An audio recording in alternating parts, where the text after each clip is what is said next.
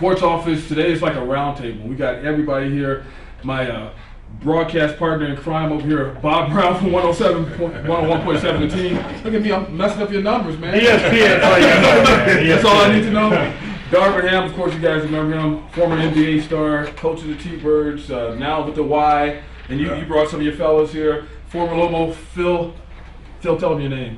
Phil Smith over here. I give Phil a hard time because I always tell him he's so old that he knew Methuselah and all that. But that's another story. Yeah. And Neil, introduce yourself. Tell them your position. Director of Basketball Operations for YMCA, former Thunderbird. Okay. All right. And with all of that said, guys, Lobo football has started. And it has? Yes, it has. What do you mean it has? Take it easy, Bob. Lobo football has started. How many games do you all see them winning this year? Bob, we'll start with you. I got 4. 4 is the over and the under somewhere in there. 4. Or you guys just jump in too because 4. Well, look, it could have been 5. CSU. I mean, I agree with you. Fairchild wrapped that thing and set it on a silver platter, and they didn't cash in. That was a game they should have won. They had all the opportunities to put the 9 penalties. Should have won. The 3 fumbles that they gave away. The 6 they coughed up. The 3 they gave away.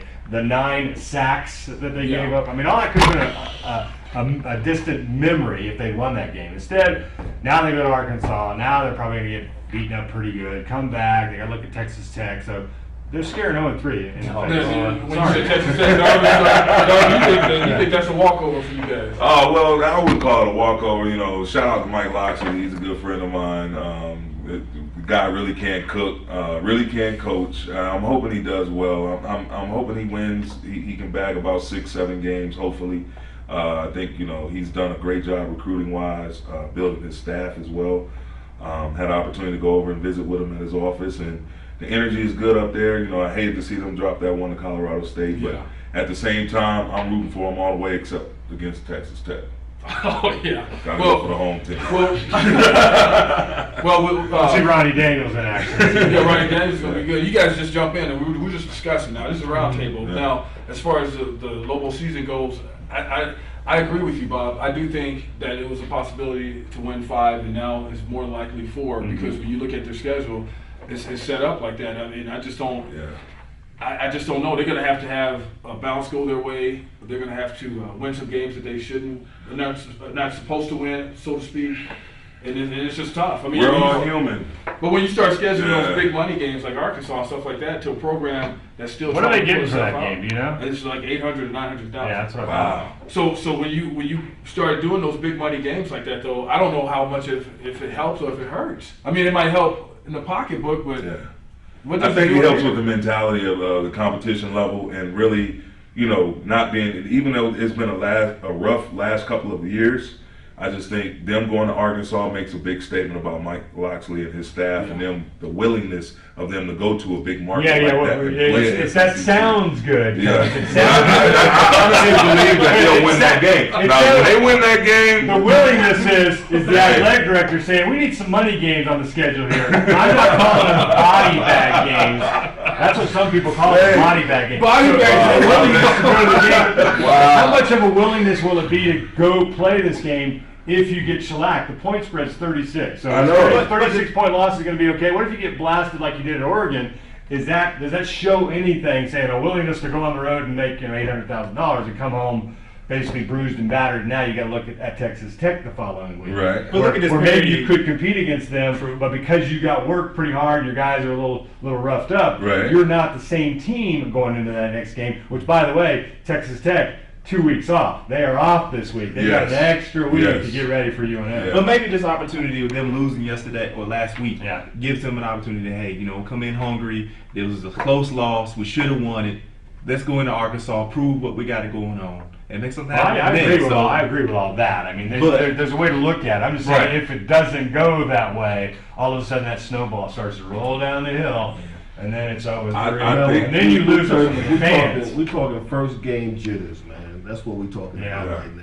You know what I mean? They're gonna. I think they're gonna get that thing and right that ship. And it's gonna be an eye opener for a lot of people, I believe. But they have some talent there. Well, they got the talent. That's what's cool about this year's team. You got these weapons, the speed on the outside we haven't seen. Right. Now we like to talk about the stars and the highlights and the specialty guys. Right. but it's the guys down in the trenches. Yeah. And that offensive line is really suspect right now. If you don't have that offensive line, you don't have That's a really established hard. running game where you can eat up Yeah. the clock and shorten the game. You don't have protection for your quarterback. That's one of the reasons I think Tarian Austin's the guy, because he can make something out of nothing. Make plays how with his fast? feet. How fast can that offensive line come around? And as a great coach, football coach once told me, at the end of the day, it all comes down to blocking and tackling. Yeah, that's why they say the game's won in the trenches, because Yeah. it's a cliche, but it really is. Yeah. And Arkansas, but they, Coach Petrino didn't sound too excited about his running game.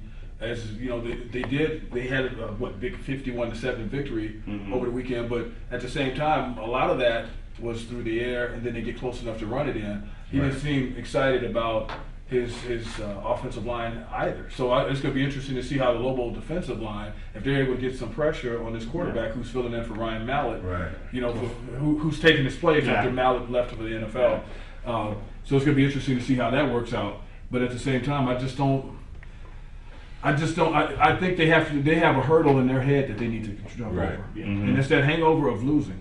You know what I mean? Yeah, I think the bottom can fall out if they really go out and they get waxed in Fayetteville. But at the same time, if they can go down there and compete and come away with a victory, I think that can snowball into several other victories. Oh, yeah. That's that for sure, because Yeah, you're gonna just the have a big confidence splash. level. Yeah, Yeah. that's really Yeah. awesome. The thing is, Yeah. though, when we're gonna talk about on the show, and that is 36-point spread. What would be a moral victory? What would satisfy you and say, well, they hung around, they were in it in the fourth quarter, and it kind of got away from them? Is it a 28-point loss? You kind of go, okay, that's okay. We see some positives out of that, or what's the line you draw when you say moral victory or absolutely just I get think blasted anything and run home? within 2 touchdowns. 2 touchdowns. I think that would be fair. as far as us talking about the Lobos, man, we could all write a dissertation on all the woes and stuff like that over the past few years. Yeah. So let's switch the subject now. The NCAA, and this thing with Miami and these schools that haven't been punished. What would you guys do? Would you give them the death penalty just to make a statement? Because SMU got it, and it took them like decades to bounce back from that. What do you do when the NCAA and then one of the guys who is in charge with not Emmert, but another guy in the NCAA, and his name slips my mind, but I guess he's going to resign, saying unforeseeable personal reasons, and I think those unforeseeable personal reasons might be he was like, I don't want to have anything to do with this stuff, But I don't know that. But I'm just saying, what do you do if you're in enforcement position and you're working with the NCAA, and what do you do with college football? I think you really have to address the overall problem, the big elephant in the room, and that's whether or not you pay college athletes. Because this problem is not going to go away. Right now, you see the Miamis, the Ohio States, in the past, the SMUs, as you mentioned, it's not going to go away. You have to address the fact that, especially in this global economy that we have going on currently, with the way some of these kids who are already struggling and now even struggling more, if they can present an option as far as compensation, some form of compensation where these kids wouldn't have to go to these boosters or alumni people or people that's closely tied into the program from a financial standpoint and ask for favors, ask for money. It's hard. College is difficult. You're spending all your time going to class, playing your particular sport, all of that, and you don't have time. You're not allowed to work to make extra income. A lot of times these stipends that are given out to these kids are nowhere near what they need to survive on. A lot of these kids come from poor homes where their parents are struggling, and you have to address that. You're going to have to address that, or you're going to continue to see this. Every program has boosters that's going to be generous, whether the coaching staff is in knowledge of it or not. So you have to address that issue of compensation for these players, some type of way. Yeah, they got to have their money. They got to make it rain at the Lobos. They got to get Bob too, man. Bob's great. I can depend on Bob. Here's the thing. Hey, your name is Bob Brown, so when you say that now, there's another famous Bobby Brown. That's what I'm saying. It's my prerogative. Here's what I'm saying, because I suggest the same thing you are, and that is let these football players, we're talking football players, let them go get a job. My question is, if you gave them the time and you limited the amount of practice time, workouts, meetings, all that stuff, you cut it down, you made the coaches go home, they couldn't meet at a hotel somewhere, they couldn't meet in their office, Right. they have to get away, you cut the hours back. Why not? How many of those players would go out and get part-time jobs? Basically, Bob, what I'm saying is give them incentives to do well in life by paying them bonuses for great win averages. But you know what's going to happen? It's going to be another can of worms, because then the cross-country team's going to say, what am I getting? What's my stipend? The people Well, how much money does the cross-country team bring into I know. I agree with that. But I'm saying that's what's going to happen. I totally understand that. Oh, okay. Another thing that's driven by money, and I know, because I know you guys have things to do, and I want to keep going through stuff real quickly here. Superconferences. You know, I think that's going to destroy college football. I agree. Because, I mean, it's just too driven by money. We're breaking up rivalries. We're making these big conferences, and then at what expense, though? At some point, you're going to turn people off. They're going to be like, I don't even want to have anything to do with it. Pac 16? Really? But there's no tradition anymore. That's the problem. I mean, I come from a smaller conference. I mean, the Big South, and now, I mean, this is no tradition even. But I'm like, well, why would I watch that? For what? I mean, there's no rivalry, there's no... Right, you got to have some kind of connection to it. Right. And we know even back in your day. Even back in the mud bowl. You got to have that, and a lot of that's going to be taken away. Right? Even with basketball, I know you're a former basketball star. Everybody knows Phil Smith around here, but even basketball, you know, I know football drives the bus for a conference, but even basketball, those rivalries, you think about when like you guys played UTEP was the big rivalry back then in New Mexico State. You know, and so Vegas. All those things are going to get split up if the conferences keep morphing. And these guys are going over here, these guys are going over here. It's just no integrity. The conference I played in was the old Southwest Conference. I remember that. And that's no longer in existence. You talking about players like Ricky Pierce, Phi Slam and Jam at the University of Houston, Arkansas, all those great teams that played in the South, the great Texas teams of old. That's no longer because of the same reason. Going to the Big 12, bigger television contracts. At the end of the day, these schools have to pay their bills. So the loyalty, the fan loyalty, the traditional rivalries, they're willing to put that in the back seat in order to keep the profits coming into the school. Well, at some point, it's just like a game. You have boundaries in the game. Right. Okay, and I was making this point when I was talking to somebody else about if you're playing a football game, if Bob handed the ball to me, I can't say, all right, Bob, I'll be back. I'll get that touchdown, and I go in the stands and I'll say hi to a couple people, then I run to the concession stand, and I come back out on the field and run across the end zone. You know, you got to have some kind of boundaries. Exactly. Like, hey, look, everything's not about money. We cannot cross these lines. Let's do this. And because if they keep doing it, it's... But that's easier said than done. You look at who Godfather is in NCAA. Yeah, but they're losing their power because these other conferences are talking about, you know about this, Bob, they're talking about just, hey, we'll start our own thing. Right. Yeah, you're looking at 4 super conferences, and it doesn't take a rocket science to figure out the 6 BCS conferences. You take all the teams out of there, that's 66 teams. Yes. Now here's the question. Do you think UNM would be one of those 6 teams to make it 72 teams in these 4 regions and make it up? Because what they're talking about is 4 super regions. Getting away from the NCAA, creating their own athletic association, playoff in football, and their own NCAA basketball tournament with every team in there. We're talking 66, 72 teams. And then all of a sudden, you know, teams like UNM, fans of the Lobos, they don't go to the big dance. They're not going. They're not going to the bowl games. You know, it's going to be Division II basically is what we're looking at. And that comes from bitterness towards NCAA rules, which are stupid. Like, hey, you can't help this kid get home to see his family, and this kid has no money. He's stuck here for Christmas or whatever. Exactly. And they're broke. They don't have anything. I can't help them get there, but I can go do this. I can go over here and do this other thing. You know, which is. It makes a lot of coaches upset, and I understand all that. But with that said, I know you guys have stuff to do. You have an event coming up. Yes, George Crowley event coming up September 24th at the Hard Rock Hotel and Casino. Coach Carl is coming out. My nonprofit Urban Youth Development. We've done basketball camps up in Rio Rancho. Did 4 camps, 4 3-day sessions. Had over 750 kids that attended. Really heavily supported in the community up there with HP.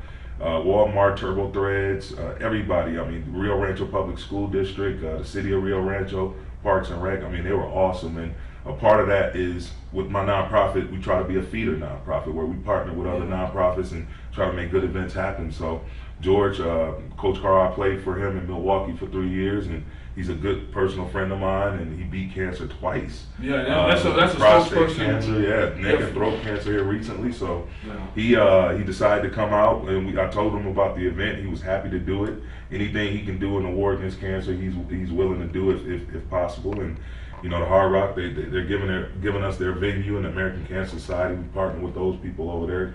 Great group of folks, and we're looking at having a great event. It's going to be September 24th. starting at 6 p.m. They'll probably wrap up about 8:30, and partial proceeds will go to cancer awareness and research. Cool. So that'll be great. It's a great event. It'll keep you. Hope you all come out. It'll keep you out of trouble. give No, Darvin I'm something gonna be to planning help for a out. job on the coaching staff. Yeah. Thunderbirds are gone, man. So, Bob, you know. what's some of the topics you're going to be hitting up in like next week, even like in the weeks to come? Some of the stuff that you've been. Well, we'll be looking forward to the next home game for the Lobos, so we can see them up close and personal, how they respond to this trip out to Arkansas, see how that goes. Yeah. And then they got Sam Houston State comes to town. Well, Texas Tech, as I was talking about after this next road trip, Texas Tech, Sam Houston State, which don't know a whole lot about them. I mean, they've been put on the schedule to win, right? And isn't that But you know what? homecoming game? They do have players there. Yeah, they got players. Any school in That's not a Texas walkover. is not a Yeah, that's walk. not a I agree. And then you got the Aggies coming to town. It's Yeah. beat the Lobos 2 years in a row, and that's one of those on the schedule where you're like, okay, this is one of those that turns Make or fans break, on or yeah. off whether they win or lose. So we'll look at that, and obviously we're the home to the Dallas Cowboys with ESPN Radio. So we'll see what the Cowboys do, and America's team, Antonio Romo, and how that defense comes around and all that. So I mean, if you saw the game last night, the NFL's back in a big way. yeah. The ratings were through the roof. Yeah. So, and I think you mentioned it about the rivalries in college football and how that's gone away. And we did a topic on the show recently talking about why are you such an over-the-top fan when it comes to the NFL? NFL or college? And a lot of people were saying it was the NFL because one reason, at the end of the season, we know who the winner is. Exactly. And two is, there's all these teams out there, we don't know what division they're in or what conference, who's playing who on any given weekend. It's just kind of gotten away from the traditional, we're playing these guys. And so I think That's part. very So- interesting. Yeah, that's. So a little, college football with the Lobos, obviously, and then the NFL getting cranked up. So Maybe with the potential super conferences, we'll be able to get a playoff system. Well, that's what they're talking about Yeah. with the super conference. They You'll need to be do able to that. have Don't, one. don't hold your breath. And Man. imagine Money's the money. involved. Yeah. These people acting ridiculous Yeah. old money, Right. and it's just. Wouldn't that make more money though? Like you think know about what? the layoff from the last college You game would think that, but to it the bowl depends on season. which college, so to speak, is in a position to make some decisions and all that. Because Right. some of this comes to posturing too, Right. and which is very unfortunate. But let's call it what it is. Hey, You the know what I'm saying? NCAA paid $2 billion on the NCAA March Madness tournament. You would think. Man, where's that money at?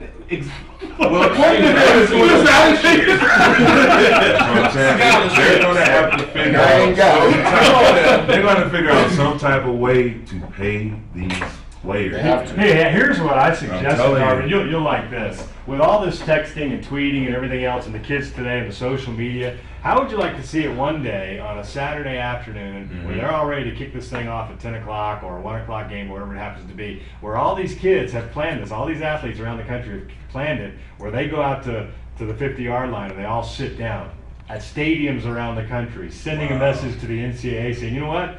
You guys are making all this money off us. We're coming together as young adults Strike. here, and we've texted each other. We're all on the same Yeah. page. And we all sit down at the same time and go, we're not playing football for the next 15 Strike. minutes. So we just want everybody to know we're not happy. Hey. And we got the power to do this. And then, that would Did be you awesome. ever see these athletes? Yeah, come that's a together whole and do show that? right there. That would be awesome. As you guys can see, this is a very hot topic because we were trying to get out of this thing and we went right back to it. So with that said, thank all my guests. Thank you all for being here. We'll Thank see you you, guys thank you. next week.